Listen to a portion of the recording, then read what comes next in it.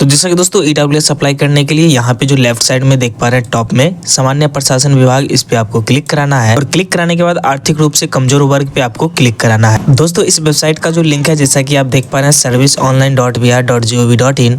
इसके अलावा दोस्तों यहाँ पे जो देख पा रहे हैं आर्थिक रूप से कमजोर वर्ग के लिए आय और संपत्ति प्रमाण पत्र का निर्गमन, और साथ ही यहाँ पे टोटल 3 ऑप्शन आपको नजर आ रहे हैं। पहला है अंचल स्तर पर, दूसरा है अनुमंडल स्तर पर और तीसरा है जिला स्तर पर। तो अब दोस्तों यहाँ पे आपको डिसाइड करना है कि आप क्या अंचल स्तर यानी कि सीओ या फिर आरओ जिसे बोलते हैं वो लेवल का बनाना चाहते हैं, या फिर अनुमंडल स्तर यानी कि एसडीओ लेवल का बनाना चाहते हैं, या फिर डीएम लेवल यानी कि जिला स्तर बनाना चाहते हैं। तो चूंकि दोस्तों हमें अंचल स्तर पर बनाना है तो हम क्या करेंगे, अंचल स्तर को सिलेक्ट कराएंगे। अब दोस्तों ये आपको किस प्रकार से डिसाइड करना है, तो जो भी फॉर्म आप भर रहे हैं उस फॉर्म का नोटिफिकेशन सबसे पहले आपको पढ़ लेना है कि किस लेवल का जो है ईडब्ल्यूएस लगाना है, उसी लेवल का ईडब्ल्यूएस यहाँ से आपको अप्लाई करनी है। तो चूंकि दोस्तों मेरे केस में क्या है कि यहाँ पे अंचल स्तर का मांगा गया है तो हम अंचल स्तर पर क्लिक कराते हैं और लगभग 90% केस ऐसा आता है जिसमें अंचल स्तर पर ही जो है ईडब्ल्यूएस मांगा जाता है। 10% ही ऐसे काम है जिसमें जो है अनुमंडल स्तर या फिर जिला स्तर पे मांगा जाता है। तो चलिए अंचल स्तर पर क्लिक कराते हैं। क्लिक कराते ही ईडब्ल्यूएस का एप्लीकेशन फॉर्म आपके सामने ओपन हो जाएगा, जैसा कि यहाँ पे आप देख पा रहे हैं, और ये बिल्कुल बारीकी से आपको भरना है। यहाँ पे किस प्रकार से आपको डाटा डालना है और कौन कौन सी गलती से आपको बचना है ताकि आपका ईडब्ल्यूएस रिजेक्ट ना हो। क्योंकि दोस्तों जब आप ईडब्ल्यूएस अप्लाई कर देते हैं तो ज्यादातर केस ऐसा आता है जिसमें ईडब्ल्यूएस रिजेक्ट का मैसेज आ जाता है। तो दोस्तों इन सब बातों को ध्यान में रखते हुए बिल्कुल बारीकी से डाटा डालेंगे। जिससे कि किन्हीं पुरुष का हम बना रहे हैं तो पुरुष को सिलेक्ट करेंगे और अभिवादन में यहाँ पे श्री को सिलेक्ट करेंगे। साथ ही नेम ऑफ एप्लीकेंट में जैसे कि मान लीजिए किन्हीं का नाम राजू कुमार है तो यहाँ पे राजू और कुमार को जिस प्रकार से लिखेंगे तो इस साइड देख पा रहे हैं हिंदी में ऑटोमेटिक हो गया। अब दोस्तों यहाँ पे जो भी डाटा डालेंगे जस्ट ये एक डेमो पर्पज से होगा, क्योंकि यूट्यूब प्राइवेसी के खिलाफ है तो इसलिए हम किसी का भी पर्सनल डाटा शेयर नहीं कर रहे हैं। इसके अलावा दोस्तों यहाँ पे जो देख पा रहे हैं जन्म तिथि, यहाँ पे डेट ऑफ बर्थ सेलेक्ट करनी है।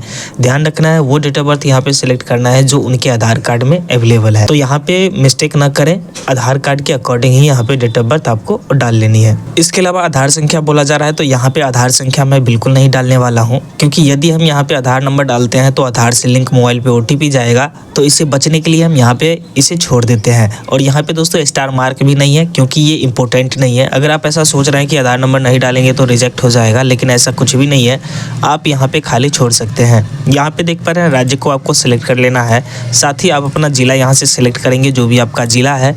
इसके अलावा जो भी आपका अनुमंडल है वो अनुमंडल यहाँ से सिलेक्ट करिए। साथ ही प्रखंड को सिलेक्ट कर लीजिए कि कौन से प्रखंड के अंदर आप आ रहे हैं, और साथ ही स्थानीय निकाय का प्रकार में यानी कि टाइप ऑफ लोकल बॉडी के अंतर्गत आप ग्राम पंचायत से बिलोंग करते हैं, नगर निगम, नगर पंचायत या फिर नगर परिषद, तो आप अपने अकॉर्डिंग सेलेक्ट करिए। और साथ ही वार्ड संख्या यहाँ पे हम लिख देते हैं।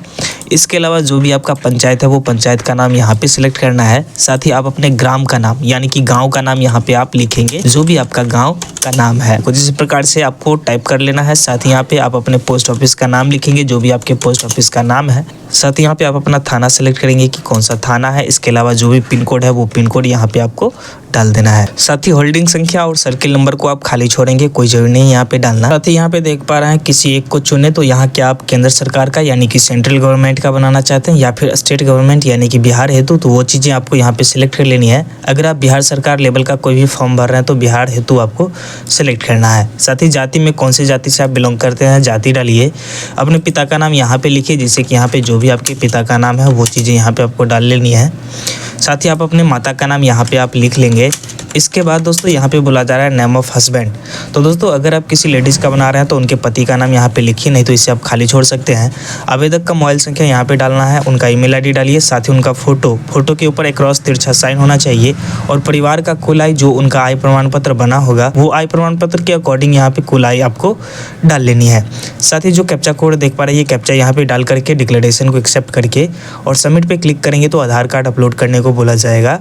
तो आधार कार्ड अपलोड करके सबमिट करेंगे तो एक रिसिप्ट जनरेट होगा, जिसे लेकर के आपको ब्लॉक पे जा करके 2 दिन के बाद वेरिफिकेशन कराना होगा। अगर आप सोच रहे हैं ऑनलाइन करते ही आपका आवेदन स्वीकृत हो जाएगा, तो ऐसा नहीं है, आपका आवेदन रिजेक्ट हो जाएगा। तो आपको वेरिफिकेशन के लिए जाना जरूरी है। जिस दिन आप वेरिफिकेशन करा लेंगे ठीक उसके 24 घंटे के बाद आपका सर्टिफिकेट भी बन करके तैयार हो जाएगा।